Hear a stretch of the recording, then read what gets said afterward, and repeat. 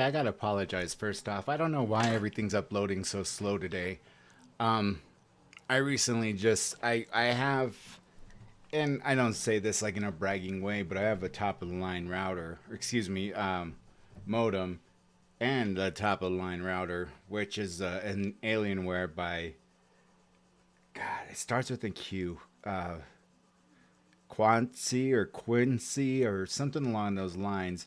But pretty much any office building that has Wi-Fi, it's 99% likely that it's their equipment that's wirelessly connecting the building. So they partnered with Alienware, and out came what I had showed the other day, just this sick ass router that has haptic touchscreen to change everything on it if you needed to reset it to go faster or whatever there may be. I know with the cold front that's here in Colorado right now, a lot of people are indoors, so a lot of people are probably using the internet more, and so hence lower, it's not going as fast as I would like.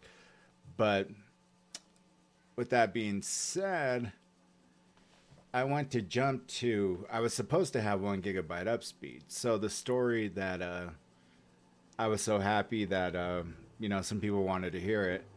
I'm uploading as we speak right now. It's just taking forever and a day. So I apologize about that. But, in the meantime, I wanted to watch something very interesting. I've always championed cops because I can't fathom what they go through. The one that really, really got to me was the one with the old man who he wasn't in his right mind. And everybody who can tell knew that. If one of the cops was able, the back window was open.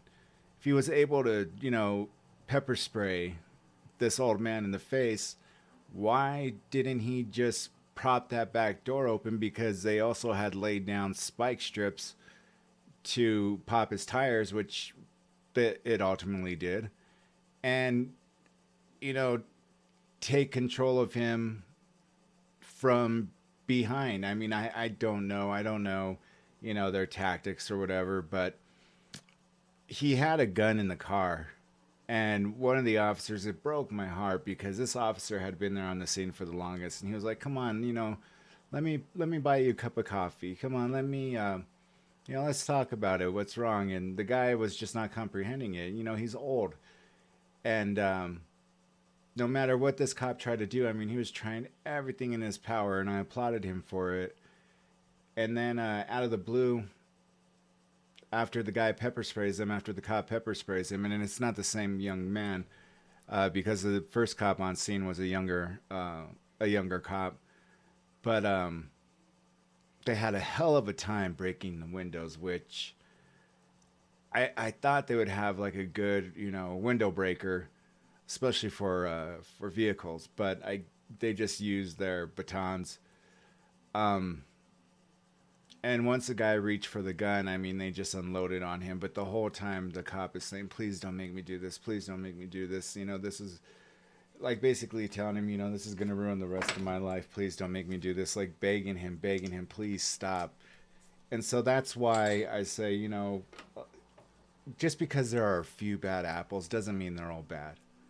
All right. I mean, I can tell you stories that would blow your freaking mind about, some of the coolest cops I've ever ran into. And I just think like the very few that, allow that badge to get the best of them, it's sad. But without further ado, these are cops that have actually ended up jailed, of course fired. So let's give it a look-see.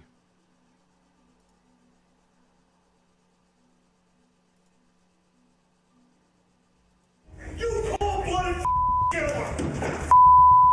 William Demby, a former Lorain County Sheriff's Correction Officer, and his wife, Holly Demby, seemed like the average blended family. They had a 4-year-old son together and 3 children from Holly Demby's previous marriage. However, on August 11th, After a heated argument, police received a call from Demby, where he calmly told them he had nearly beheaded his wife. During the argument, Demby punched his wife, then helped her clean up downstairs before returning to his bedroom for a combat-style knife with a 7-inch blade. He stabbed her multiple times before she tried to escape by climbing out a second-story bathroom window. After Holly went out the window, Demby went downstairs and stabbed her twice more. During the trial, his attorneys argued that Holly had an adulterous affair and claimed that she was emotionally abusing her husband for years before he snapped and killed her. 10 days after her murder, Holly's mother, Cheryl Folds, admitted to destroying any scientific evidence that confirmed her daughter's affair. He was found guilty of murder, felony assault, and domestic violence, and sentenced for a total of 20 years to life in prison.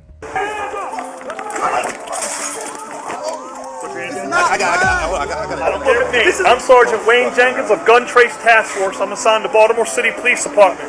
It's not news that the role of law enforcement is to prevent crime and civil disorder. However, for some, these are the very body of persons executing the crime. The Baltimore Police Department is one such case. Their crimes were so notorious that a book on it was published, and later on, a show was adapted.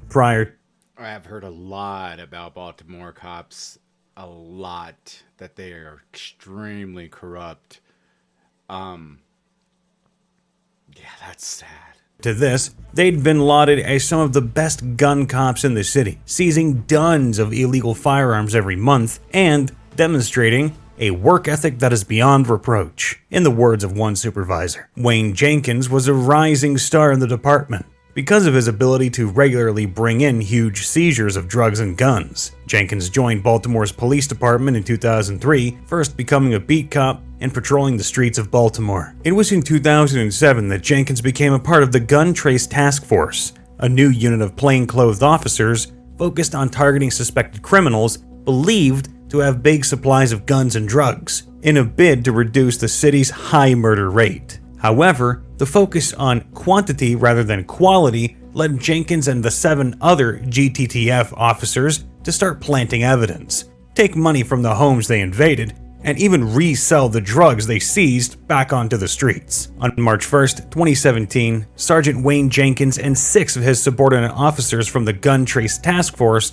walked into Baltimore's police department's internal affairs building, believing they were there to clear up a minor complaint about a damaged vehicle, but instead, they were arrested. It turned out that federal agents had the unit under surveillance for months and had accumulated a wealth of evidence showing the officers were robbing citizens, filing for hundreds of hours of overtime they never worked, stealing drugs, and even selling illegal firearms back on the streets. Planted evidence on people, even committed home invasions. Jenkins signed a plea agreement in 2017 that detailed 7 robberies that he participated in, along with other members of the unit, as well as his drug dealing partnership with Donald Stepp, the former bail bondsman and cocaine dealer who testified at trial. In September 2021, Jenkins spoke with BBC journalist Jessica Lusenhop from behind bars, and he claimed he never took money from Baltimore citizens. He says, "I did give drugs to Donnie for the last couple of years I was police, but I didn't take people's money, because then they would know you were dirty." Explaining the tactics of the GTTF, he also said, "This was a saying we state. Don't let probable cause stand in the way of a good arrest. If you've got to lie about what you've seen or what you heard or what you've witnessed, as long as he's dirty, he's got the drugs, and he's got the guns, and he did the crime. Just get him." When his case went to trial on January 5th, 2018, Jenkins pled guilty to 1 count of racketeering, 2 counts of robbery, 1 count of destruction, alteration, or falsification of records, and 4 counts of deprivation of rights under color of law. Jenkins was given a 25-year prison sentence on June 7, 2018, which he is currently in the midst of serving at a federal prison in Kentucky. As the leader of the unit, he received the longest prison sentence. But Jenkins isn't even the most psychopathic cop in this video. That award goes to the next officer. But first, if you're liking this video, it would be great if you could subscribe, as we're trying to hit 1,000 subscribers before the end of this year. Anyway, back to the cases. Michael Rowe was a police officer that swore to uphold the law, but disgraced it entirely in his vengeful plots. Rowe was angry with his then captain Mark Anderko, who switched his shift and ordered him to undergo a fitness for duty evaluation with a psychologist after his 11th excessive force complaint. Because of this, he decided to set fire to Andreko's home while his family were inside asleep in May 2013. He also cyberbullied a woman who worked in the police department, slashed her tires, and accessed the department's computer database illegally about the incident. Additionally, Rowe faced accusations of buying and keeping marijuana and paraphernalia in his police bag, along with prohibited weapons, including a blackjack and brass knuckles. In total, Rowe has had 40 guilty convictions in municipal court, 18 of which occurred prior to being a police officer, and the remaining 22 while he was a police officer. Judge Jimenez said, adding that the convictions do not account for the 5 additional superior court convictions that he was being sentenced for. Rowe was found guilty and received 20 years for attempted murder, a first-degree crime, and 10 years for aggravated arson for setting the May 23, 2013 fire at Anderko's home. The prison terms will run concurrently. Rowe was also sentenced to 10 years for official misconduct, 5 years for conspiracy to tamper with a witness, and 18 months for conspiracy to retaliate. He will serve 5 years of parole supervision once released. Jimenez also ordered Rowe to have no contact with the Anderko family and another victim. Tonight, he is headed to prison. Action News reporter Bob Mayo with the evidence used to lock him away. In 2009, Donald Solomon became the police chief of the borough of East Washington, Pennsylvania, after a decade as a part-time officer. Around that time, Solomon and his wife divorced after more than 15 years of marriage. It was after this that his behavior had attracted the attention of federal authorities and caused them to engage an unidentified confidential informant described by Solomon as an erstwhile friend to probe Solomon's criminal tendencies. On June 30th and July 1st, 2011, the confidential informant met with Solomon to discuss providing security services for an unidentified third person. They discussed providing security for a 4-kilogram cocaine deal for which they would each be paid $500 per kilogram. On July 27, 2011, Solomon and the confidential informant met with the third person, Joseph, who was really an undercover FBI agent posing as a drug trafficker. At the meeting, Solomon agreed to provide protection for a multi-kilogram cocaine shipment, and also agreed to wear his police uniform and sit in his police car while doing so. The staged drug deal took place in a church parking lot in East Washington. Solomon had a shotgun, an AR-15 rifle, and a 9mm handgun with him as he sat inside his marked police cruiser with the CI. Soon after, Joseph and a fellow undercover agent engaged in another fake drug deal, while Solomon looked on from his police car. In total, Solomon was paid $8,800 in connection with the drug transactions. Solomon was indicted on 3 counts of extortion. He pled guilty in January 2013 to 3 counts of extortion and was sentenced in June of that year to a minimum of 11 years to a maximum of 14 years in prison. In 2017, he received a reduced prison sentence from a federal judge who acknowledged that Solomon went beyond ordinary measures while in prison to get his life back on track. Marco Marino was an FBI officer who came to the United States in 1991 when he was 12 with no money and no home. In 2007, he became a U.S. citizen. He overcame a great deal of adversity in his life and stayed out of trouble despite a very rough upbringing. When asked why law enforcement, Marino stated, "To help give back to my community." John Kachkowski was raised by his parents in Venezuela until he was 7 years old and moved to the United States in 1996 when the climate in Venezuela. You know, my second dream, well, I guess acting would have been my second dream, and that's what I'm getting to fulfill now. But one of them was I wanted to work for the FBI, and my former friend, his father was very, very well known and respected.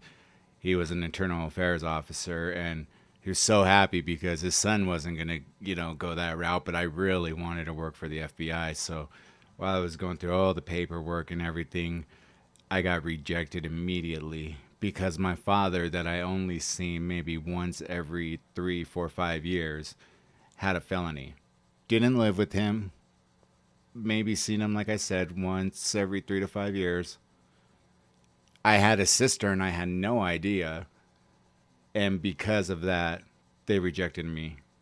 I was so just, yeah. I thought, man, they could do something about this.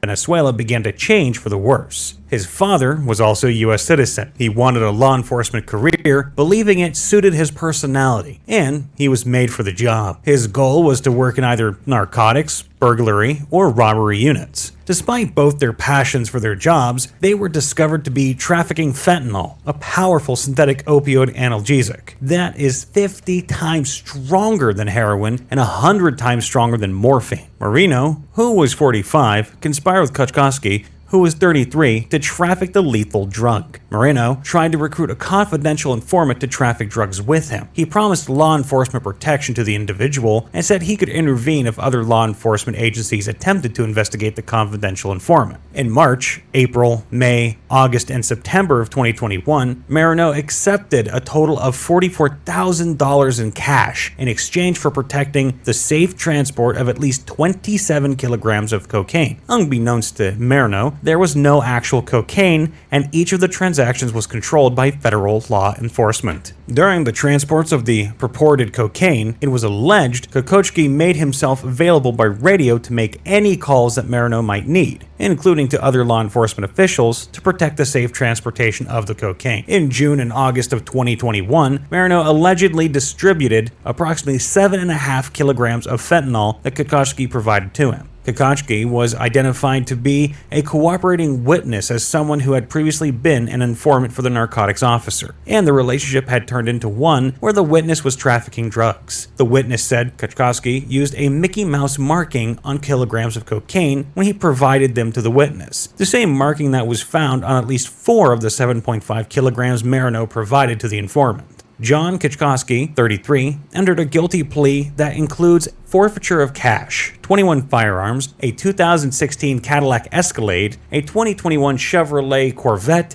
and a $500,000 money judgment against him. Moreno, on the other hand, pled guilty in March to drug conspiracy and bribery charges. He is awaiting sentencing. He faces a maximum sentence of 10 years in prison for the bribery charge and a sentence of at least 10 years up to life in prison for the fentanyl distribution charge.